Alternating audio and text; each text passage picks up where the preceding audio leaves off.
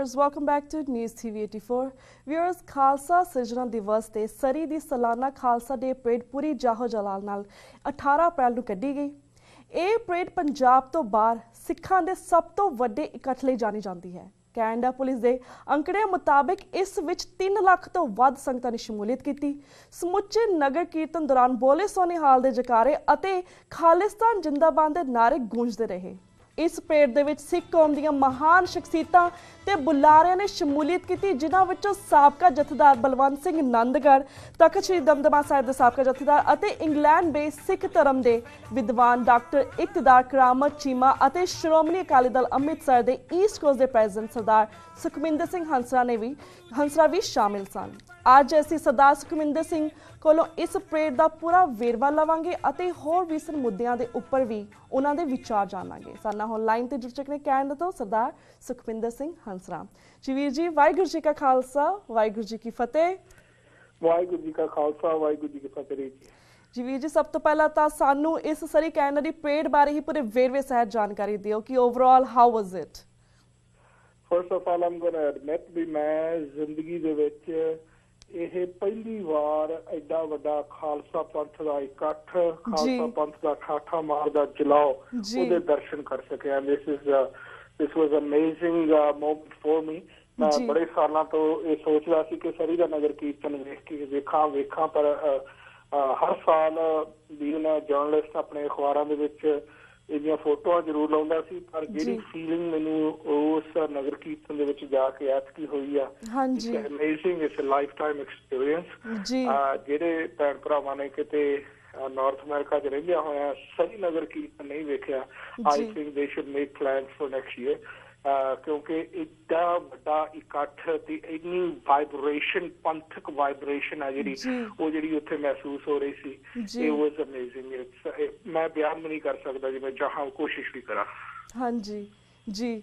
ਤੇ ਵੀਰ ਜੀ, ਅਸੀਂ ਤੁਹਾਡੇ ਕੋਲ ਜਾਣਨਾ ਚਾਹਾਂਗੇ ਕਿਉਂਕਿ ਤੁਸੀਂ ਇਸ ਪਰੇਡ ਦੇ ਵਿੱਚ ਵੀ ਬੁਲਾਰੇ ਸੀਗੇ, ਹੋਰ ਵੀ ਕਾਫੀ ਬੁਲਾਰੇ ਆਏ ਸੀ, ਇਕਤਦਾਰ ਕਰਾਮਤ ਚੀਮਾ ਜੀ ਸੀਗੇ, ਉੱਥੇ ਨੰਦਗੜ੍ਹ ਜੀ ਸੀਗੇ, ਤਾਂ ਇਹ ਜਥੇਦਾਰ ਨੰਦਗੜ੍ਹ ਸੀ, ਸਾਬਕਾ ਜਥੇਦਾਰ ਨੰਦਗੜ੍ਹ ਜੀ ਸੀਗੇ, ਪਰ ਜਿਸ ਤਰ੍ਹਾਂ ਜਿਹੜੇ ਬੁਲਾਰੇ ਸੀਗੇ ਇਹਨਾਂ ਦਾ ਮੇਨ ਗੱਲਬਾਤ ਦਾ ਵਿਸ਼ਾ ਕੀ ਸੀਗਾ? ਬੇਸਿਕਲੀ ਜੇ ਮੈਂ ਕਹਾਂ ਕਿ ਸਿਰਫ ਬੁਲਾਰਿਆਂ ਦਾ ਹੀ ਨਹੀਂ, ਬਲਕਿ ਦਸ਼ਮੇਸ਼ ਦਰਬਾਰ ਦੇ ਜਿੰਨੇ ਵੀ ਪ੍ਰਬੰਧਕ ਨੇ ਜਾਂ ਜਿੰਨੀ ਵੀ ਉੱਥੇ ਦੀ ਸੰਗਤ ਸੀਗੀ, ਜਿਹਨੂੰ ਕਿ RCMP ਨੇ ਐਸਟੀਮੇਟ ਕੀਤਾ 3 ਲੱਖ, ਮੇਨ ਸਟ੍ਰੀਮ ਮੀਡੀਆ ਨੇ ਕਿਸੇ ਨੇ 2.5 ਲੱਖ, ਕਿਸੇ ਨੇ 3.25 ਲੱਖ, ਕਿਸੇ ਨੇ 3 ਲੱਖ। ਮੇਰੀਆਂ ਤਾਂ ਅੱਖਾਂ ਛੋਟੀਆਂ ਪੈ ਗਈਆਂ ਸੀ ਉਸ ਇਕੱਠ ਨੂੰ ਵੇਖਣ ਲਈ। ਇਹ ਇਕੱਠ ਐਡਾ ਵੱਡਾ ਸੀ, ਵੇਖਿਆ ਹੀ ਨਹੀਂ ਸੀ ਜਾ ਸਕਦਾ।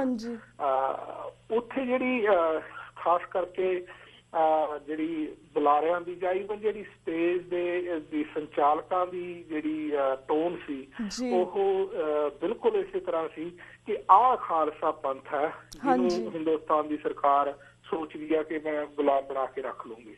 ਆਹ ਖਾਲਸਾ ਪੰਥ ਹੈ ਜਿਹਨੂੰ ਹਿੰਦੁਸਤਾਨ ਦੀ ਸਰਕਾਰ ਸੋਚਦੀ ਹੈ ਕਿ ਸ਼ਾਇਦ ਅਸੀਂ ਨਸ਼ਿਆਂ ਵਗੈਰਾ ਦਾ ਉੱਥੇ ਸੇਵਨ ਕਰਵਾ ਕੇ ਇਸ ਕੌਮ ਨੂੰ ਨੇਸ ਤੋਂ ਨਬੂਦ ਕਰ ਦਿਆਂਗੇ।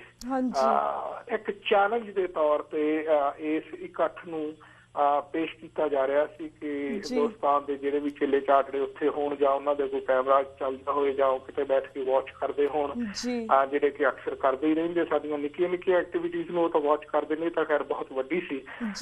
ਉਹਨਾਂ ਨੂੰ ਇੱਕ ਚੈਲੰਜ ਦੇ ਤੌਰ ਤੇ ਦਿਖਾਇਆ ਜਾ ਰਿਹਾ ਸੀ ਕਿ ਲੁੱਕ ਐਟ ਦਿਸ, ਇਸ ਇਕੱਠ ਵੱਲ ਦੇਖੋ ਤੁਸੀਂ, ਇਹਦੀ ਜਿਹੜੀ ਵਾਈਬ੍ਰੇਸ਼ਨ ਹੈ ਇਹਨੂੰ ਮਹਿਸੂਸ ਕਰੋ ਬਈ ਬਹੁਤ ਹੀ ਉੱਚੀ ਸੁਰ ਦੇ ਵਿੱਚ ਇਸ ਕੌਮ ਦੇ ਮੰਜ਼ਿਲੇ ਮਕਸੂਦ ਖਾਲਿਸਤਾਨ ਦੇ ਸੰਬੰਧ ਦੇ ਵਿੱਚ ਠੋਕ ਕੇ ਵਿਚਾਰਾਂ ਹੋਈਆਂ। ਡਾਕਟਰ ਚੀਮਾ ਜਿਹੜੇ ਇੰਗਲੈਂਡ ਤੋਂ ਆਏ ਸਨ, ਮੁਸਲਮਾਨ ਨੇ, ਪੰਜਾਬੀ ਬੋਲਦੇ ਨੇ ਬੜੀ ਠੇਠ, ਉਹਨਾਂ ਨੇ ਤਾਂ ਹਿਸਟੋਰੀਕਲੀ ਸਾਨੂੰ ਸਾਡੀਆਂ ਗਲਤੀਆਂ ਵੀ 1947 ਜਾਂ ਉਸ ਤੋਂ ਪਹਿਲਾਂ ਤੋਂ ਲੈ ਕੇ ਹੁਣ ਤੱਕ ਦੀਆਂ ਗਲਤੀਆਂ ਵੀ, ਉਹਨਾਂ ਦਾ ਵੀ ਸਾਨੂੰ ਅਹਿਸਾਸ ਕਰਵਾਇਆ। ਇਹ ਵੀ ਕਿਹਾ ਕਿ ਇਹ ਗਲਤੀਆਂ ਦਰੁਸਤ ਕੀਤੀਆਂ ਜਾ ਸਕਦੀਆਂ ਨੇ, ਅਸੀਂ ਹੁਣ ਕਰਨਾ ਚਾਹੁੰਦੇ ਹਾਂ ਜਾਂ ਨਹੀਂ। ਇਸ ਤੋਂ ਬਿਨਾਂ ਨੰਦਗੜ੍ਹ ਸਾਹਿਬ ਤੇ ਤੁਹਾਨੂੰ ਪਤਾ ਹੀ ਹੈ ਵੀ ਉਹਨਾਂ ਦੀ ਤਾਂ ਬੋਲਣ ਦਾ ਸਟਾਈਲ ਹੀ ਵੱਖਰਾ ਹੈ। ਉਹਨਾਂ ਨੇ ਖਾਸ ਕਰਕੇ ਸਿੱਖਾਂ ਦੀ ਜਿਹੜੀ ਵਿਲੱਖਣ ਪਹਿਚਾਣ ਬਣਾਉਂਦਾ ਨਾਨਕਸ਼ਾਹੀ ਕੈਲੰਡਰ, ਉਹਨਾਂ ਨੇ ਸਮੁੱਚੀ ਕੌਮ ਨੂੰ ਕਿਹਾ ਕਿ ਮੂਲ ਨਾਨਕਸ਼ਾਹੀ ਕੈਲੰਡਰ ਨਾਲ ਜੁੜੋ। ਜਿਹੜਾ ਇਹਨਾਂ ਨੇ ਵਿਗਾੜ ਕੇ ਉਹਦਾ ਵੱਖਰਾ ਰੂਪ ਪੇਸ਼ ਕੀਤਾ ਹੋਇਆ ਉਹਦੇ ਟਿੱਕੇ ਬਿੰਦੀਆਂ ਲਾ ਕੇ ਬ੍ਰਾਹਮਣਵਾਦ ਦੀਆਂ ਜਿਹੜਾ ਪੇਸ਼ ਕਰਨ ਦੀ ਕੋਸ਼ਿਸ਼ ਕੀਤੀ ਜਾ ਰਹੀ ਹੈ। ਉਹਨੇ ਕਿਹਾ ਵੀ ਇਹਨੂੰ ਬਿਲਕੁਲ ਤੁਸੀਂ ਨਕਾਰ ਦਿਓ। ਉਹਨਾਂ ਦੀ ਬੜੀ ਬੜਕ ਸੀ ਜਿਹੜੀ ਉਹ ਬਹੁਤ ਹੀ ਸਲਾਹੀ ਗਈ। ਤੇ ਇਸ ਦੇ ਨਾਲ ਨਾਲ ਡਾਕਟਰ ਹਰਸ਼ਿੰਦਰ ਕੌਰ ਨੇ ਪੰਜਾਬ ਦੀ ਜਿਹੜੀ ਸੂਰਤ ਹਾਲਾਤ ਨੇ ਅੰਕੜਿਆਂ ਦੇ ਹਿਸਾਬ ਦੇ ਨਾਲ ਕਿ ਕੀ ਉੱਥੇ ਹੋ ਰਿਹਾ, ਕਿੰਨੇ ਨੌਜਵਾਨ ਉੱਥੇ ਨਸ਼ਿਆਂ ਦੇ ਵਿੱਚ ਗ੍ਰਿਫਤਾਰ ਚ ਆ ਗਿਆ, ਕਿੰਨੇ ਨੌਜਵਾਨ ਉੱਥੇ ਨਿਪੁੰਸਕ ਹੋ ਚੁੱਕੇ ਆ। ਇਸ ਢੰਗ ਦੇ ਨਾਲ ਕੌਮ ਦੀ ਨਸਲਕੁਸ਼ੀ ਸਰਕਾਰ ਵੱਲੋਂ ਕੀਤੀ ਜਾ ਰਹੀ ਅੰਕੜਿਆਂ ਦੇ ਨਾਲ ਤੱਥਾਂ ਦੇ ਸਹਿਤ ਉਹਨਾਂ ਨੇ ਲੋਕਾਂ ਦੇ ਸਾਹਮਣੇ ਪੇਸ਼ ਕੀਤਾ। ਤੇ ਆਬਵੀਅਸਲੀ ਮੇਰੇ ਕੋਲ ਜਦੋਂ ਮੇਰੀ ਵਾਰੀ ਆਈ ਤਾਂ ਮੈਂ ਵੀ ਲੋਕਾਂ ਨੂੰ ਇਹੀ ਦੱਸਣ ਦੀ ਕੋਸ਼ਿਸ਼ ਕੀਤੀ ਕਿ ਅਗਰ ਕੈਨੇਡਾ ਵਿੱਚ ਵੇਖ ਲਈਏ ਜਿਹੜੇ ਆਦਿਵਾਸੀ ਲੋਕ ਨੇ ਕੈਨੇਡਾ ਦੇ, ਉਹਨਾਂ ਨੂੰ ਕੈਨੇਡਾ ਸਰਕਾਰ ਨੇ ਕਿਸ ਤਰ੍ਹਾਂ ਰਿਜ਼ਰਵ ਏਰੀਏਜ਼ ਦੇ ਵਿੱਚ ਕਨਫਾਈਨ ਕੀਤਾ ਹੋਇਆ। ਉੱਥੇ ਕ੍ਰਾਈਮ ਬਹੁਤ ਜ਼ਿਆਦਾ, ਉੱਥੇ ਡਰੱਗਸ ਅਵੇਲੇਬਲ ਨੇ, ਉਹ ਇੱਕ ਦੂਜੇ ਨੂੰ ਆਪ ਹੀ ਮਾਰੀ ਮੂਰੀ ਜਾਂਦੇ ਨੇ ਤਾਂ ਕਿ ਉਹ ਬਾਕੀ ਕੈਨੇਡਾ ਨੂੰ ਡਿਸਟਰਬ ਨਾ ਕਰਨ। ਬੇਸਿਕਲੀ ਉਹਨਾਂ ਦਾ ਆਈਡੀਆ ਇਹੀ ਆ। ਇਸੇ ਤਰ੍ਹਾਂ ਹੀ ਪੰਜਾਬ 'ਚ ਹੋ ਰਿਹਾ। ਜੇ ਇੱਥੇ 1000 ਔਰਤ ਕੈਨੇਡਾ ਦੇ ਵਿੱਚ ਐਬਰੀਜਨਲ ਵਿਮਨ ਆ ਜਿਹੜੀਆਂ ਉਹ ਲੱਭ ਨਹੀਂ ਰਹੀਆਂ, ਉਹਨਾਂ ਦਾ ਬਲਾਤਕਾਰ ਹੋਏ, ਉਹ ਕਤਲ ਕਰ ਦਿੱਤੀਆਂ ਗਈਆਂ, ਉਹ ਕਿੱਧਰ ਗਈਆਂ? ਕੈਨੇਡਾ ਸਰਕਾਰ ਨੂੰ ਲੱਭ ਰਹੀਆਂ ਇਸ ਵਕਤ। ਬਈ ਇਹ ਕਿੱਦਾਂ ਅਸੀਂ ਮਹਿਸੂਸ ਕਰ ਸਕਦੇ ਹਾਂ ਕਿ ਰਾਜ ਉੱਥੇ ਬ੍ਰਾਹਮਣ ਦਾ ਹੋਵੇ ਦਿੱਲੀ ਬੈਠੇ ਦਾ, ਤੇ ਸਾਡੀਆਂ ਗਲੀਆਂ ਦੇ ਵਿੱਚ ਚਿੱਟਾ ਨਾ ਵਿਕਦਾ ਹੋਵੇ ਜਾਂ ਸਾਡੇ ਨੌਜਵਾਨ ਨਪੁੰਸਕ ਨਾ ਹੋਣ? ਕਿਉਂਕਿ ਦਿੱਲੀ ਦੇ ਰਾਜੇ ਨੇ ਤਾਂ ਇਹੀ ਚਾਹਣਾ ਨਾ ਕਿ ਇਸ ਕੌਮ ਨੂੰ ਬਿਲਕੁਲ ਖੂੰਜੇ ਲਾ ਕੇ ਕਨਫਾਈਨ ਕਰਕੇ ਇੱਥੇ ਕ੍ਰਾਈਮ ਵੀ ਵਧਾ ਦਿਓ, ਇੱਥੇ ਨਸ਼ਾ ਵੀ ਵਧਾ ਦਿਓ, ਇੱਥੇ ਬੇਰੁਜ਼ਗਾਰੀ ਵੀ ਵਧਾ ਦਿਓ, ਇੱਕ ਦੂਜੇ ਨੂੰ ਇੱਥੇ ਕੌਨਫਲਿਕਟ ਵੀ ਵਧਾ ਦਿਓ। ਸਾਡਾ ਬਾੜਾ ਸਾਡਾ ਬਾਣੀ ਹਰ ਪੱਧਰ ਉੱਤੇ ਕੌਨਫਲਿਕਟ ਲੈ ਕੇ ਆਉਂਦਾ ਹੋਇਆ। ਸੋ ਇਹ ਸਿਸਟਮੈਟਿਕ ਜਿਹੜੀ ਨਸਲਕੁਸ਼ੀ ਆ ਇਹ ਸੁਭਾਵਿਕ ਹੈ ਜਦੋਂ ਤੁਸੀਂ ਗੁਲਾਮ ਹੋਵੋ। ਮੇਰੀ ਜਿਹੜੀ ਸਪੀਚ ਦੇ ਤੱਥ ਕੁਝ ਇਹੋ ਜਿਹੇ ਸੀਗੇ ਜਿਹੜੇ ਕਿ ਫੇਸਬੁੱਕ ਤੇ ਵੀ ਅਵੇਲੇਬਲ ਹੈ। ਬੇਸਿਕਲੀ ਇਸ ਨਗਰ ਕੀਰਤਨ ਦੇ ਵਿੱਚ ਬੜਾ ਲਾਊਡ ਐਂਡ ਕਲੀਅਰ ਮੈਸੇਜ ਗਿਆ ਦਿੱਲੀ ਵਾਲਿਆਂ ਨੂੰ ਕਿ ਉਹ ਜਿਸ ਤਰ੍ਹਾਂ ਮੁਹੰਮਦ ਇਕਬਾਲ ਦਾ ਇੱਕ ਸ਼ੇਰ ਹੈ ਨਾ ਕਿ ਕੁਛ ਬਾਤ ਤੋਂ ਹੈ ਕਿ ਹਸਤੀ ਮਿਟਦੀ ਨਹੀਂ ਹਮਾਰੀ। ਤੇ ਬਾਤ ਜਿਹੜੀ ਆ ਉਸ ਤੇ ਸਰੀ ਦੀਆਂ ਗਲੀਆਂ ਦੇ ਵਿੱਚ ਮਹਿਸੂਸ ਕੀਤੀ ਜਾ ਰਹੀ ਸੀ ਕਿ ਖਾਲਸੇ ਦੀ ਹਸਤੀ ਕਿਉਂ ਨਹੀਂ ਮਿਟ ਰਹੀ। ਬਿਕਾਜ਼ ਖਾਲਸਾ ਇੰਨਾ ਵਾਈਬਰੇਟ ਆ, ਇਹਦੀ ਵਾਈਬ੍ਰੇਸ਼ਨ ਆ ਜਿਹੜੀ ਉਹ ਮਾੜੀਆਂ ਮੋਟੀਆਂ ਸ਼ਕਤੀਆਂ ਨੂੰ ਤਾਂ ਉਦਾਂ ਹੀ ਮਦੋੜ ਦਿੰਦੀ ਆ।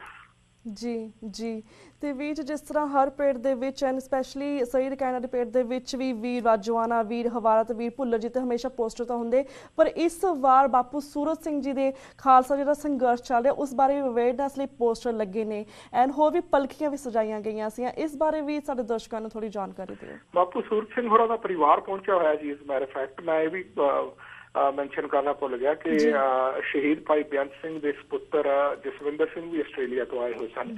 ਉਹਨਾਂ ਨੂੰ ਵਿਸ਼ੇਸ਼ ਤੌਰ ਤੇ ਗੋਲਡ ਮੈਡਲ ਦੇ ਨਾਲ ਸਨਮਾਨਿਤ ਕੀਤਾ ਗਿਆ। ਇਸੇ ਤਰ੍ਹਾਂ ਹੀ ਭੈਣ ਮਨਦੀਪ ਕੌਰ ਤੇ ਰਵਜੋਤ ਕੌਰ ਦੋਨੇ ਪਹੁੰਚੀਆਂ ਹੋਈਆਂ ਸਨ ਜਿਹੜੀਆਂ ਕਿ ਬਾਪੂ ਸੂਰਤ ਸਿੰਘ ਦੀਆਂ ਸੁਪੁੱਤਰੀਆਂ ਨੇ। ਤੇ ਉਹਨਾਂ ਨੇ ਬੜੀ ਉੱਚੀ ਆਵਾਜ਼ ਦੇ ਵਿੱਚ ਬੜੀ ਗਰਜ ਦੇ ਨਾਲ, ਬੜੇ ਸਾਹਸ ਦੇ ਨਾਲ, ਬੜੀ ਹਿੰਮਤ ਦੇ ਨਾਲ, ਬੜੀ ਜ਼ੁਰਤ ਦੇ ਨਾਲ, ਇਹ ਨਹੀਂ ਕਿ ਉਹਨਾਂ ਦਾ ਫਾਦਰ ਇੱਕ ਡੈਥ ਬੈੱਡ ਤੇ ਪਿਆ ਹੈ, ਉਹਨਾਂ ਦੇ ਫਾਦਰ ਦੀ ਸਿਹਤ ਬਹੁਤ ਖਰਾਬ ਹੈ ਤੇ ਉਹ ਕੋਈ ਉੱਥੇ ਆਪਣਾ ਦੁੱਖ ਰੋ ਰਹੀਆਂ ਸਨ, ਨਹੀਂ, ਉਹ ਦੱਸ ਰਹੀਆਂ ਸਨ ਕਿ ਪੰਜਾਬ ਦਾ ਹੁਕਮਰਾਨ ਸਾਡੇ ਨੌਜਵਾਨਾਂ ਨੂੰ ਜੇਲ੍ਹਾਂ ਦੇ ਵਿੱਚ ਬੰਦ ਕਰਕੇ ਬੈਠਾ। ਉਹ ਦੱਸ ਰਹੀਆਂ ਸਨ ਕਿ ਕਿਹੜੇ ਕਿਹੜੇ ਖਾਤੂ ਕਿੰਨੇ ਸਮੇਂ ਤੋਂ ਜੇਲ੍ਹਾਂ ਦੇ ਵਿੱਚ ਬੰਦ ਨੇ, ਤੇ ਉਹ ਦੱਸ ਰਹੀਆਂ ਸਨ ਕਿ ਉਹਨਾਂ ਦਾ ਬਾਪ ਇਹਨਾਂ ਬੰਦੀ ਸਿੰਘਾਂ ਦੀ ਰਿਹਾਈ ਦੀ ਖਾਤਰ ਆਪਣੀ ਜਾਨ ਦੀ ਬਾਜੀ ਲਾ ਰਿਹਾ ਹੈ। ਉਹਨਾਂ ਨੇ ਕਿਹਾ ਕਿ ਆਓ ਆਪਾਂ ਇਕੱਠੇ ਹੋ ਕੇ ਇਸ ਮੂਵਮੈਂਟ ਦੇ ਪ੍ਰਤੀ ਲੋਕਾਂ ਨੂੰ ਜਾਗਰੂਕ ਕਰੀਏ, ਜਿਹੜਾ ਕਿ ਮੈਂ ਸਮਝਦਾ ਵੀ ਬੜਾ ਇੰਸਪਾਇਰਿੰਗ ਸੀਗਾ ਕਿ ਆਪਣਾ ਕਿਸੇ ਦਾ ਬਾਪ ਮਰ ਰਿਹਾ ਹੋਵੇ ਤਾਂ ਉਹਨਾਂ ਦੀ ਆਵਾਜ਼ ਨਹੀਂ ਨਿਕਲ ਸੀਗੀ। ਦੂਸਰੇ ਪਾਸੇ ਉਹਨਾਂ ਦਾ ਭਰਾ ਜਿਸ ਤਰ੍ਹਾਂ ਉਹਦੇ ਨਾਲ ਬਦਸਲੂਕੀ ਪੰਜਾਬ ਪੁਲਿਸ ਕਰ ਰਹੀ ਹੈ ਇਸ ਵਕਤ, ਜੋ ਤਸ਼ੱਦਦ ਪੰਜਾਬ ਪੁਲਿਸ ਨੇ ਬਾਕੀ ਪੰਜਾਬ ਦੇ ਨੌਜਵਾਨਾਂ ਤੇ ਕੀਤਾ ਪਿਛਲੇ 20-25 ਸਾਲ ਦੇ ਵਿੱਚ, ਤਕਰੀਬਨ ਲਿਟਰਲੀ ਉਹੀ ਕੁਛ ਹੁਣ ਰਵਿੰਦਰ ਸਿੰਘ ਗੋਗੀ ਜਿਹੜਾ ਕਿ ਅਮਰੀਕਨ ਸਿਟੀਜ਼ਨ ਆ ਉਹਦੇ ਤੇ ਕਰ ਰਹੀ ਹੈ। ਸੋ ਸਾਰਾ ਕੁਛ ਉਹਨਾਂ ਨੇ ਬੜੀ ਬਾਖੂਬੀ ਦੱਸਿਆ। ਜਿੱਥੇ ਤੱਕ ਫਲਾਇਰਸ ਜਾਂ ਪੋਸਟਰਾਂ ਦੀ ਗੱਲ ਆ, ਉਹ ਤਾਂ ਭੈਣ ਜੀ ਤੁਸੀਂ ਯੂ ਵੁਡਨਟ ਬਿਲੀਵ ਕਿ ਸਾਡੇ ਜਿੰਨੇ ਵੀ ਕੌਮ ਦੇ ਜਰਨੈਲ ਹੋਏ ਨੇ, ਖਾੜਕੂ ਜਰਨੈਲ ਸ਼ਹੀਦ ਹੋਏ ਨੇ, ਉਹਨਾਂ ਦੇ ਇੰਨੇ ਸੁੰਦਰ ਜਿਹੜੇ ਪੋਸਟਰਸ ਨੇ ਉਹ ਸਟਾਲਾਂ ਤੇ ਤਾਂ ਲਾਏ ਹੋਏ ਸੀ। ਹਜ਼ਾਰਾਂ ਦੀ ਤਾਦਾਦ ਦੇ ਵਿੱਚ ਨੌਜਵਾਨਾਂ ਨੇ ਉਹਨਾਂ ਨੂੰ ਆਪਣੀਆਂ ਟੀ-ਸ਼ਰਟਾਂ ਦੇ ਉੱਤੇ ਸੁਸ਼ੋਭਿਤ ਕੀਤਾ ਹੋਇਆ ਸੀ। ਕਿਸੇ ਨੇ ਕਿਸ ਤਰ੍ਹਾਂ ਉਹਨਾਂ ਨੂੰ ਡਿਪਿਕਟ ਕੀਤਾ ਸੀ। It was amazing. ਬਹੁਤ ਸਾਰੇ ਯੂਥ ਦੇ ਗਰੁੱਪ ਬਣੇ ਸੀ ਜਿਨ੍ਹਾਂ ਨੇ ਇੱਕ ਵੱਖਰੇ ਤਰ੍ਹਾਂ ਦੀਆਂ ਪੋਸ਼ਾਕਾਂ ਪਾ ਕੇ ਇਸ ਨਗਰ ਕੀਰਤਨ ਦੇ ਵਿੱਚ ਜਿਹੜੀ ਖਾਲਸੇ ਦੀ ਇੰਟੈਗਰਿਟੀ ਆ ਉਹਦੀ ਪ੍ਰਦਰਸ਼ਨੀ ਕੀਤੀ। ਮੇਰੇ ਕੋਲ ਮੈਂ ਤਾਂ I can go on and on about this Nagar Kirtan as I walk through 6-7 kilometre ਦਾ ਉਹਦਾ ਸਫ਼ਰ ਸੀ ਤੇ ਇੱਕ ਟਾਈਮ ਦੇ ਉੱਤੇ 6-7 ਕਿਲੋਮੀਟਰ ਸਾਰੇ ਦੇ ਵਿੱਚ ਹੀ ਸੰਗਤ ਸੀਗੀ। ਸੋ ਜਸਟ ਇਮੈਜਿਨ ਕਿ ਸਿਟੀ ਦੇ ਵਿੱਚ ਇੱਕ ਵੱਡਾ 6-7 ਕਿਲੋਮੀਟਰ ਦਾ ਸਰਕਲ ਹੋਏ ਤੇ ਉਹ ਚੌੜੀਆਂ ਸੜਕਾਂ ਜਿਹੜੀਆਂ ਹਨ ਉਹ ਭਰੀਆਂ ਪਈਆਂ ਹੋਣ ਸੰਗਤ ਦੇ ਨਾਲ, ਖਾਲਸੇ ਦੇ ਨਾਲ। It was amazing. Yeah, I could tell। ਤੇ ਵੀਰ ਜੀ ਥੈਂਕ ਯੂ ਸੋ ਮਚ ਕਿ ਤੁਸੀਂ ਇਸ ਪਰੇਡ ਦਾ ਪੂਰਾ ਵੇਰਵਾ ਸਾਡੇ ਪੂਰੇ ਦਰਸ਼ਕਾਂ ਦੇ ਨਾਲ ਸਾਂਝਾ ਕੀਤਾ। ਹੁਣ ਅਸੀਂ ਹੋਰ ਰੀਸੈਂਟ ਮੁੱਦਿਆਂ ਦੇ ਉੱਪਰ ਵੀ ਤੁਹਾਡੇ ਵਿਚਾਰ ਜਾਣਨਾ ਚਾਹਾਂਗੇ। ਜਿਸ ਤਰ੍ਹਾਂ ਤੁਸੀਂ ਕੈਨੇਡਾ ਦੇ ਵਿੱਚ ਰਹਿੰਦੇ ਹੋ, ਐਜ਼ ਯੂ ਨੋ ਕਿ ਮੋਦੀ ਨੇ ਵੀ ਕੈਨੇਡਾ ਵਿਜ਼ਿਟ ਕੀਤਾ ਸੀਗਾ ਲਾਸਟ ਵੀਕ, ਐਂਡ ਤੁਸੀਂ ਓਵਰਆਲ ਮੋਦੀ ਦੇ ਵਿਜ਼ਿਟ ਨੂੰ ਕਿਵੇਂ ਮੁਲਾਂਕਣ ਕਰਦੇ ਹੋ, ਕਿਵੇਂ ਵੇਖਦੇ ਹੋ? ਆਲਸੋ ਚਲੋ ਅਮਰੀਕਾ ਕੈਨੇਡਾ ਤਾਂ ਆਪਣੇ ਬਿਜ਼ਨਸ ਪਰਪਸਿਸ ਲਈ ਉਸਦਾ ਵੈਲਕਮ ਕੀਤਾ, ਪਰ ਗੁਰਦੁਆਰਿਆਂ ਦਾ ਤੁਸੀਂ ਰੋਲ ਕੀ ਵੇਖਦੇ ਹੋ? ਕੈਨੇਡੀਅਨ ਮੀਡੀਆ ਦਾ ਰੋਲ ਕੀ ਵੇਖਦੇ ਹੋ? ਸਿੱਖ ਕੌਮ ਦਾ ਓਵਰਆਲ response ਤੇ reaction ਤੁਸੀਂ ਕਿਵੇਂ ਵੇਖਦੇ ਹੋ? I'm going to be very optimistic and I'm going to be very progressive in my views ਕਿਉਂਕਿ ਮੈਂ ਸਮਝਦਾ ਕਿ ਨਰਿੰਦਰ ਮੋਦੀ ਦੀ ਆਮਦ ਦੇ ਉੱਤੇ ਉਹਦੀਆਂ ਜਲੇਬੀਆਂ ਦੇ ਉੱਤੇ ਜਿੰਨੀ ਗਰਦ ਪਾ ਸਕਣੀ ਸੀ ਉਹ ਅਸੀਂ ਇਹਨਾਂ ਫੰਕਸ਼ਨਸ ਦੇ ਦੌਰਾਨ ਪਾਈ ਹੈ ਤੇ ਪਾਉਣ ਦੇ ਵਿੱਚ ਸਫਲ ਹੋਏ ਹਾਂ। ਯੈਸ, ਤੁਸੀਂ ਗੁਰਦੁਆਰਾ ਦੇ ਰੋਲ ਦੀ ਗੱਲ ਕੀਤੀ ਹੈ। ਯੈਸ, ਤੁਸੀਂ ਮੀਡੀਆ ਦੇ ਰੋਲ ਦੀ ਗੱਲ ਕੀਤੀ ਹੈ। ਉੱਥੇ ਕੁਝ ਪ੍ਰੋਬਲਮਸ ਹਮੇਸ਼ਾ ਹੀ ਰਹੀਆਂ ਨੇ, 1984 ਤੋਂ ਹੀ ਰਹੀਆਂ ਨੇ, ਕਿਉਂਕਿ ਬਹੁਤ ਸਾਰੇ ਸਾਡੇ ਗੁਰਦੁਆਰਾ ਦੇ ਪ੍ਰਬੰਧਕ ਆ ਜਿਹੜੇ ਉਹ ਨਹੀਂ ਚਾਹੁੰਦੇ ਹੁੰਦੇ ਗਿੱਲੇ ਥਾਂ ਦੇ ਉੱਤੇ ਪੈਰ ਰੱਖਣਾ, ਪਰ that is fine as long as ਕੋਈ ਵਿਰੋਧ ਨਾ ਕਰੇ। ਮੈਨੂੰ ਮੇਰਾ ਹਮੇਸ਼ਾ ਹੀ ਡਾਕਟਰ ਸਾਹਿਬ ਉਹਨਾਂ ਦੇ ਕਹਿਣ ਅਨੁਸਾਰ ਇੱਕੋ ਹੀ ਅਕੀਦਾ ਰਿਹਾ ਕਿ ਅੱਜ ਕੱਲ੍ਹ ਖਾਲਸਾ ਪੰਥ ਦੇ ਨਾਲ ਚੱਲਣਾ ਤਾਂ ਬਹੁਤ ਵੱਡੀ ਗੱਲ ਆ। ਜੇ ਕੋਈ ਵਿਰੋਧ ਵਿੱਚ ਨਹੀਂ ਖੜਦਾ ਉਹਨੂੰ ਵੀ ਅਸੀਂ ਨਾਲ ਹੀ ਸਮਝਦੇ ਹਾਂ। ਤੇ ਖਾਸ ਕਰਕੇ ਜੇ ਮੈਂ ਟੋਰਾਂਟੋ ਦੀ ਗੱਲ ਕਰਾਂ, ਟੋਰਾਂਟੋ ਦੇ ਵਿੱਚ ਤਕਰੀਬਨ ਸਮੂਹ ਜਿਹੜੇ ਗੁਰਦੁਆਰਾ ਸਾਹਿਬਾਨ ਨੇ ਉਹਨਾਂ ਨੇ ਸੰਭਾਲਕ ਤੌਰ ਤੇ ਸਾਡਾ ਪੂਰਾ ਸਹਿਯੋਗ ਦਿੱਤਾ। ਬਹੁਤ ਸਾਰੇ ਇਹੋ ਜਿਹੇ ਗੁਰਦੁਆਰਾ ਸਾਹਿਬਾਨ ਨੇ ਜਿਨ੍ਹਾਂ ਨੇ ਪ੍ਰੈਕਟੀਕਲੀ ਗੁਰਦੁਆਰੇ ਵਿੱਚੋਂ ਬੱਸਾਂ ਲਾ ਕੇ ਬੱਸਾਂ ਭਰ ਕੇ ਉੱਥੇ ਡਾਊਨਟਾਊਨ ਲੈ ਕੇ ਗਏ ਅਤੇ ਉੱਥੇ ਤਕਰੀਬਨ 1000 ਦਾ ਇਕੱਠ ਹੋ ਜਾਣਾ, ਜਿਹਦੇ ਵਿੱਚ ਕੁਝ ਕ੍ਰਿਸਚੀਅਨ ਵੀ ਸੀਗੇ, ਜਿਹਦੇ ਵਿੱਚ ਕੁਝ ਮੁਸਲਮਾਨ ਵੀ ਸੀਗੇ, ਜਿਹਦੇ ਵਿੱਚ ਕੁਝ ਖੱਬੇ ਪੱਖੀ ਸੰਭਾਲਕ ਤੌਰ ਤੇ ਲੋਕ ਵੀ ਸੀਗੇ, ਪਰ ਮੂਲ ਰੂਪ ਦੇ ਵਿੱਚ ਖਾਲਸਾ ਪੰਥ ਦਾ ਇਕੱਠ ਸੀ ਜਿੱਥੇ ਕਿ ਅਸੀਂ ਮੋਦੀ ਦੇ ਆਮਦ ਨੂੰ ਬਕਾਇਦਾ ਤੌਰ ਤੇ ਨਕਾਰਨ ਦੇ ਵਿੱਚ ਸਫਲ ਹੋਏ ਆ। ਸਮੁੱਚਾ ਮੇਨ ਸਟ੍ਰੀਮ ਮੀਡੀਆ ਸਾਡੇ ਇਸ ਪ੍ਰੋਟੈਸਟ ਦੇ ਵਿੱਚ ਆਇਆ, ਇਹਨੇ ਪ੍ਰੋਟੈਸਟ ਨੂੰ ਸੁਣਿਆ, ਪ੍ਰੋਟੈਸਟ ਦੇ ਹਰ ਬੁਲਾਰੇ ਨੂੰ ਸੁਣਿਆ, ਹਰ ਬੁਲਾਰੇ ਦੇ ਨਾਲ ਗੱਲਾਂ ਬਾਤਾਂ ਕੀਤੀਆਂ।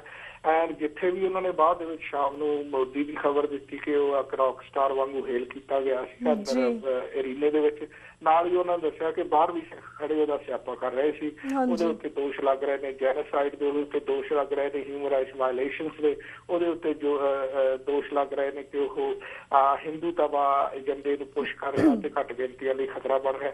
ਇਹ ਸਾਰੇ ਦੇ ਸਾਰੇ ਦੋਸ਼ ਇਸ ਲੱਗੇ। ਹੁਣ ਫਿਰ ਇੱਥੋਂ ਫਾਸਟ ਫਾਰਵਰਡ ਕਰਕੇ ਆਪਾਂ ਵੈਨਕੂਵਰ ਚਲੇ ਜਾਈਏ। ਵੈਨਕੂਵਰ ਮੈਂ ਇੱਕ ਦਿਨ ਲੇਟ ਪਹੁੰਚਿਆ ਸੀਗਾ, ਟਾਈਮ ਤੇ ਤਾਂ ਨਹੀਂ ਪਹੁੰਚ ਸਕਿਆ, ਪਰ ਮੈਂ ਉੱਥੇ ਸਾਰੀ ਜਿਹੜੀ ਘਟਨਾ ਜਾਂ ਜਿੰਨਾ ਵੀ ਕੰਮ ਆ ਉਹਨੂੰ ਮੈਂ ਸਾਰੇ ਨੂੰ ਨੇੜੇ ਹੋ ਕੇ ਬਾਅਦ ਦੇ ਵਿੱਚ ਉਹਦਾ ਐਨਾਲਿਸਿਸ ਕਰਨ ਦੀ ਕੋਸ਼ਿਸ਼ ਕੀਤੀ। ਰੌਸ ਸਟਰੀਟ ਗੁਰਦੁਆਰਾ ਸਾਹਿਬ ਸਿੱਖਾਂ ਦਾ ਬਹੁਤ ਵੱਡੀ ਤਾਦਾਦ ਦੇ ਵਿੱਚ ਪ੍ਰੈਜ਼ੈਂਸ ਸੀਗੀ ਅਤੇ ਉੱਥੇ ਅੰਦਰ 100-150 ਬੰਦਾ ਸੀਗਾ ਤੇ ਬਾਹਰ 300-400 ਬੰਦਾ ਸੀ ਜਿਹੜਾ ਵਿਰੋਧ ਕਰ ਰਿਹਾ ਸੀ। ਇਹ ਸਾਡੇ ਦੋ ਪ੍ਰਾਈਮ ਮਿਨਿਸਟਰਾਂ ਲਈ ਸ਼ਰਮ ਵਾਲੀ ਗੱਲ ਆ ਕਿ ਏਡਾ ਵੱਡੀ ਸਿਕਿਉਰਿਟੀ ਲਾ ਕੇ ਬੰਦਿਆਂ ਲੋਕਾਂ ਨੂੰ ਅੰਦਰ ਲੈ ਕੇ ਜਾਣਾ, ਫਿਰ ਵੀ ਅੰਦਰ 100-150 ਦੀ ਗਿਣਤੀ ਹੋਣੀ। ਇੱਕ ਡਰਾਮਾ ਜਿਹਾ ਉਹਨਾਂ ਨੇ ਕਰਨ ਦੀ ਕੋਸ਼ਿਸ਼ ਕੀਤੀ ਪਰ ਉਹਦੇ ਵਿੱਚ ਵੀ ਉਹ ਖਾਸ ਸਫਲ ਨਹੀਂ ਹੋਏ। ਹਾਂ, ਜਿੱਥੇ ਤੱਕ ਮੰਦਿਰ ਦੇ ਵਿੱਚ ਜਾਣ ਵਾਲੀ ਗੱਲ ਹੈ, ਮੰਦਿਰ ਵਾਲਿਆਂ ਨੇ ਉਹਨਾਂ ਦਾ ਵੱਖਰਾ ਸਟੇਜ ਲਾਈ ਹੋਈ ਸੀ, ਉੱਥੇ 300-400 ਬੰਦੇ ਦਾ ਇਕੱਠ ਸੀ। ਪਰ ਉੱਪਰੋਂ ਮੈਂ ਜੇ ਹਿਸਟੋਰੀਕਲੀ ਵੇਖਾਂ ਕਿ ਨਰਿੰਦਰ ਮੋਦੀ ਨੇ ਦੋਨੇ ਦਾ ਹੀ ਭਾਸ਼ਣ ਦਿੱਤਾ ਤੇ ਬਿਲਕੁਲ ਕੂੜਾ ਮਾਰ ਗੱਲਾਂ ਕੀਤੀਆਂ। ਕੋਈ ਇੰਟਰਨੈਸ਼ਨਲ ਲੀਡਰ ਵਾਲੀ ਉਹਦੇ ਚ ਗੱਲ ਕੋਈ ਨਜ਼ਰ ਨਹੀਂ ਆਈ। ਕਿਤੇ ਵੀ ਗੱਲ ਨਹੀਂ ਕੀਤੀ। ਰੌਸ ਸਟਰੀਟ ਗੁਰਦੁਆਰੇ ਇਹ ਕਹਿ ਦੇਣਾ ਕਿ ਮੇਰਾ ਤੁਹਾਡੇ ਨਾਲ ਖੂਨ ਦਾ ਰਿਸ਼ਤਾ ਹੈ, ਉਹ 60,000 ਦਾ ਵੀ ਖੂਨ ਦਾ ਰਿਸ਼ਤਾ ਹੋਏਗਾ ਜਿਨ੍ਹਾਂ ਦੀਆਂ ਜ਼ਮੀਨਾਂ ਖੋਹ ਕੇ ਉਹਨਾਂ ਨੂੰ ਉੱਥੋਂ ਉਜਾੜਿਆ ਜਾ ਰਿਹਾ ਹੈ। ਇਹੋ ਜਿਹੇ ਸਵਾਲ ਤਾਂ ਉਹਨਾਂ ਨੂੰ ਕਰਨੇ ਹੀ ਬਣਦੇ ਆ। ਸੋ ਇਹੋ ਜਿਹੇ ਮਜ਼ਾਕ ਹੀ ਲਹਿਜੇ ਦੇ ਵਿੱਚ ਕਰ ਦੇਣਾ, ਮੰਦਿਰ ਦੇ ਵਿੱਚ ਜਾ ਕੇ ਇਹ ਕਹਿ ਦੇਣਾ ਕਿ ਜੀ ਇਹ ਜਿਹੜਾ ਯੋਗਾ ਹੈਗਾ ਇਹ ਲਾਈਫ ਦੇ ਲਾਈਫਸਟਾਈਲ ਲਈ ਬੜਾ ਵਧੀਆ ਹੈਲਥ ਦੇ ਲਈ ਇਹ ਮੁਸਲਮਾਨ ਦੂਜੇ ਹਿੰਦੂ ਸਾਡੇ ਪੰਡਤਾਂ ਦੀ ਖਾੜ ਹੈ। ਇਸ ਕਰਕੇ ਸਾਲ 'ਚ ਇੱਕ ਦਿਨ ਯੋਗਾ ਕਰਿਆ ਕਰੋ ਇਸ ਦੀ। ਸੋ ਇਹ ਉਹਦੀ ਪ੍ਰੀਚਿੰਗ ਸੀ। ਤੇ ਇੱਕ ਹਿੰਦੂ ਜੈਂਟਲਮੈਨ ਆ ਜੀ, ਸ਼ਾਇਦ ਸਰੀ ਦੇ ਵਿੱਚ ਹੀ ਆ, ਸਤਿਆਪਾਲ ਸ਼ਰਮਾ, ਤੇ ਉਹਨੇ ਫਿਰ ਉਸੇ ਦਿਨ ਹੀ ਵੈਨਕੂਵਰ ਸਨ ਦੇ ਵਿੱਚ ਇੱਕ ਲੈਟਰ ਟੂ ਐਡੀਟਰ ਲਿਖਿਆ ਕਿ ਇਹ ਬੰਦਾ ਬਿਜ਼ਨਸ ਦਾ ਤਾਂ ਕੋਈ ਮਾਹਰ ਹੋ ਸਕਦਾ ਪਰ ਇਹ ਸੰਤ ਨਹੀਂ ਹੈਗਾ, ਇਹਦੇ ਤੇ ਯਕੀਨ ਨਾ ਕਰੋ, ਇਹਨੂੰ ਪੂਰੀ ਟਰਮ ਪੂਰੀ ਕਰ ਲੈਣ ਦਿਓ। ਇੱਕ ਹਿੰਦੂ ਜੈਂਟਲਮੈਨ ਲਿਖ ਰਿਹਾ ਕਿ ਲਰਮ ਸਰਵ ਹਿਸ ਟਰਮ ਦੈਨ ਯੂ ਜੱਜ ਹਿਮ। ਜੇ ਵਿਕਾਸ ਦੀ ਗੱਲ ਕਰੀਏ ਤਾਂ ਗੁਜਰਾਤ ਦੇ ਵਿੱਚ ਇਹਦਾ ਵਿਕਾਸ ਆ ਜਿਹੜਾ ਉਹ ਸਿਰਫ ਤੇ ਸਿਰਫ ਸ਼ਹਿਰੀ ਲੋਕਾਂ ਲਈ ਆ। ਦਿਹਾਤੀ ਤੇ ਜਿਹੜੇ ਗਰੀਬ ਲੋਕ ਆ ਉਹਨਾਂ ਦਾ ਦਮ ਅੱਜ ਵੀ ਘੁੱਟ ਰਿਹਾ। ਤੇ ਉਸਨੇ ਇਹ ਵੀ ਦੱਸਿਆ ਹਿੰਦੂ ਜੈਂਟਲਮੈਨ ਨੇ ਕਿ ਵੀ ਇਹ ਤਾਂ ਹਿੰਦੂ ਤਾਂ ਵੀ ਏਜੰਡਾ ਲੈ ਕੇ ਆ ਰਿਹਾ ਘੱਟ ਗਿਣਤੀਆਂ ਦੇ ਲਈ, ਇਹ ਬਹੁਤ ਖਤਰੇ ਦੀ ਘੰਟੀ ਆ। ਉਹਨੇ ਇਹ ਵੀ ਕਿਹਾ ਕਿ ਮੁੰਬਈ ਦੇ ਵਿੱਚ ਜਿਹੜੇ ਮੁਸਲਮਾਨਾਂ ਦਾ ਕਤਲੇਆਮ ਸੀ ਉਹ ਵੀ ਹਿੰਦੂਤਵਾ ਨੇ ਕਰਵਾਇਆ ਸੀ। ਤੇ ਇਹਨਾਂ ਨੇ ਕਿਹਾ ਕਿ ਬਾਕੀ ਵੀ ਘੱਟ ਗਿਣਤੀਆਂ ਦੇ ਲਈ ਇਹ ਬਹੁਤ ਖਤਰੇ ਵਾਲੀ ਗੱਲ ਹੈ। ਇਹ ਵੈਨਕੂਵਰ ਸਾਹਿਬ ਦੇ ਵਿੱਚ ਆਇਆ ਇੱਕ ਹਿੰਦੂ ਜੈਂਟਲਮੈਨ ਦਾ ਲਿਖਿਆ ਹੈ। ਸੋ ਮੈਂ ਸਮਝਦਾ ਕਿ ਉਹਦੀ ਫੇਰੀ ਜਿਹੜੀ ਹੈ ਉਹ ਨਿਊਕਲੀਅਰ ਯੂਰੇਨੀਅਮ ਲੈ ਕੇ ਤਾਂ ਸ਼ਾਇਦ ਚਲਿਆ ਗਿਆ ਹੈ। ਕੈਨੇਡਾ ਨੇ ਹਿਸਟੋਰੀਕਲ ਗਲਤੀ ਕਰ ਲਈ ਹੈ, ਪਰ ਓਵਰਆਲ ਜੇ ਦੇਖੀਏ ਤਾਂ ਜਿਸ ਤਰ੍ਹਾਂ ਇਹਨੂੰ ਰੌਕ ਸਟਾਰ ਬਣਾ ਕੇ ਪੇਸ਼ ਕੀਤਾ ਗਿਆ ਸੀ ਤਾਂ ਵਾਪਸ ਉਹ ਆਪਣੇ ਮੱਥੇ ਉੱਤੇ ਬੁੱਚੜ ਲਿਖਵਾ ਕੇ ਗਿਆ। ਬਿਲਕੁਲ ਬਿਲਕੁਲ ਵੀਰ ਜੀ ਥੈਂਕ ਯੂ ਸੋ ਮਚ ਕਿ ਤੁਸੀਂ ਕੈਨੇਡਾ ਸਰੀ ਕੈਨੇਡਾ ਦੀ ਪਰੇਡ ਬਾਰੇ ਵੀ ਸਾਡੇ ਦਰਸ਼ਕਾਂ ਨਾਲ ਸਾਂਝਾ ਕੀਤਾ। ਆਲਸੋ ਮੋਦੀ ਦੀ ਕੈਨੇਡਾ ਫੇਰੀ ਬਾਰੇ ਵੀ ਪੂਰਾ ਮੁਲਾਂਕਣ ਕੀਤਾ। ਹੁਣ ਸਾਡਾ ਵਕਤ ਸਮਾਪਤੀ ਵੱਲ ਜਾ ਰਿਹਾ, ਤੁਹਾਡੇ ਕੋਲ ਇਜਾਜ਼ਤ ਲੈਂਦੇ ਆ। ਫਿਰ ਮੁੜ 5 ਸੈਕਿੰਡ ਹੋਰ ਲੈ ਕੇ ਸ਼੍ਰੋਮਣੀ ਅਕਾਲੀ ਦਲ ਅੰਮ੍ਰਿਤਸਰ ਦੇ ਜ਼ਿੰਮੇਵਾਰ ਵਿਅਕਤੀ ਹੋਣ ਦੇ ਨਾਤੇ ਸਿੱਖ ਫॉर ਜਸਟਿਸ ਅਤੇ ਸਮੁੱਚੀਆਂ ਭੈਣ ਭਰਾ ਜਿਨ੍ਹਾਂ ਨੇ ਮੋਦੀ ਦੇ ਖਿਲਾਫ ਸਾਡਾ ਸਾਥ ਦਿੱਤਾ ਉਹਨਾਂ ਦਾ ਬਹੁਤ ਬਹੁਤ ਧੰਨਵਾਦ ਕਰਦਾ ਜੀ। ਵਾਹਿਗੁਰੂ ਜੀ ਕਾ ਖਾਲਸਾ, ਵਾਹਿਗੁਰੂ ਜੀ ਕੀ ਫਤਿਹ। ਵੀਰ ਜੀ ਤੇ ਵਿਊਅਰਸ, ਇਸ ਦੇ ਨਾਲ ਅਸੀਂ ਤੁਹਾਡੇ ਕੋਲ ਇਜਾਜ਼ਤ ਲੈਂਦੇ ਹਾਂ। ਕੱਲ ਮਿਲਾਂਗੇ ਸੇਮ ਟਾਈਮ ਸੇਮ ਸ਼ੋਅ ਤੇ। ਤਦ ਤੱਕ ਲਈ ਵਾਹਿਗੁਰੂ ਜੀ ਕਾ ਖਾਲਸਾ, ਵਾਹਿਗੁਰੂ ਜੀ ਕੀ ਫਤਿਹ।